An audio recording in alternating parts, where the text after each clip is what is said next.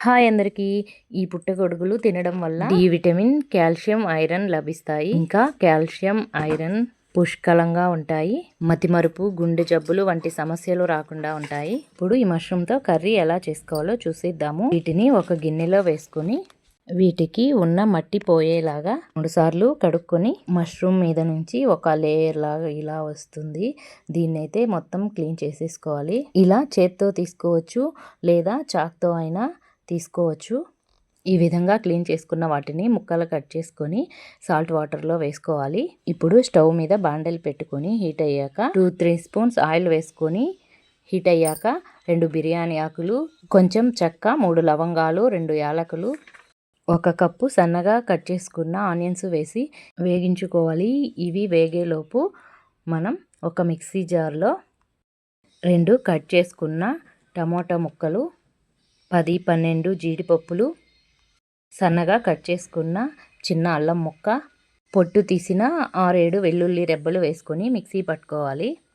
ఇప్పుడు ఇంకో బాండలి స్టవ్ మీద పెట్టుకొని 1 స్పూన్ ఆయిల్ వేసుకొని మనం కట్ చేసి పెట్టుకున్న మష్రూమ్స్ని అందులో వేసుకొని 2-3 మినిట్స్ ఫ్రై చేసుకోవాలి.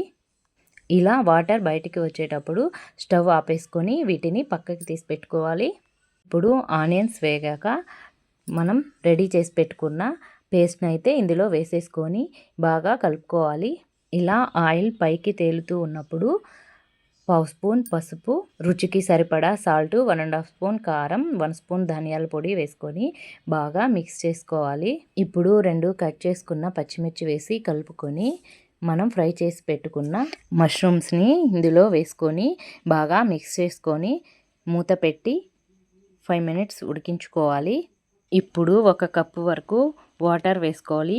ఈ కన్సిస్టెన్సీలో ఉండాలి. మూత పెట్టి ఫ్లేమ్ సిమ్లో పెట్టుకొని 10 మినిట్స్ వరకు ఉడికించుకోవాలి.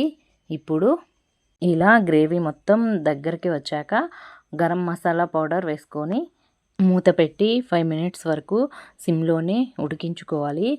ఇప్పుడు బాగా మిక్స్ చేసుకొని సన్నగా కట్ చేసుకున్న కొత్తిమీర వేసుకొని మూత పెట్టి 2 మినిట్స్ వరకు ఉడికించుకొని స్టవ్ ఆపేయాలి. ఈ మష్రూమ్ కర్రీ అయితే చపాతీ, అన్నం, వెజిటేబుల్ రైస్లోకి చాలా టేస్టీగా ఉంటుంది. ఇప్పుడైతే నేను అన్నంలో సర్వ్ చేసుకొని తింటున్నాను. కర్రీ అయితే టేస్ట్ అద్రిపోయింది. ఈ వీడియో మీకు నచ్చినట్లయితే లైక్, షేర్ అండ్ సబ్స్క్రైబ్ చేయండి.